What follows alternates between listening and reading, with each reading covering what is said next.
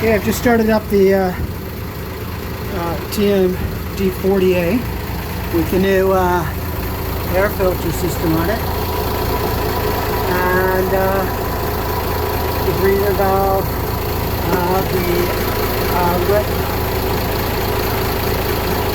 regulator for the vacuum regulator right there, and the drain hose is supposed to go back into the engine. It's the blue one. I have it going into a tray because you have to have 10 or 12 inches between the air filter and the check valve, and that puts you pretty close to the floor. So I just put it into a tray. We'll see what gets included in there. It's supposed to be purified oil, cleaned oil, that can be put right back into the engine. You can put it in through, say, the dipstick nozzle or some other place. And then that's how you get a closed system. We'll just see how this one goes.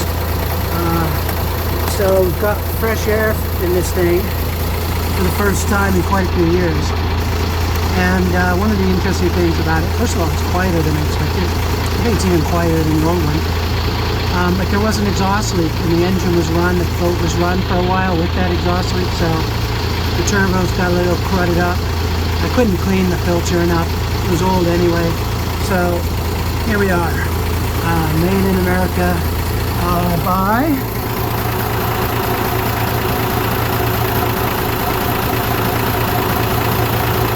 I think it's Walker Engineering, originally made for the military in the States. They're Detroit diesels,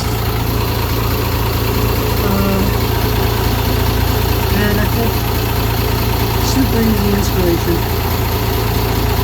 I think it's going to work quite well. The breather hose I replaced, that's the black one in this foreground. Instead of using the old one, it's a nicer hose. All the clamps are stainless. They set me up for good quality refit. So we'll see how it plays out over time. I should clean the turbo, but I'm not going to, because you got to draw the line somewhere.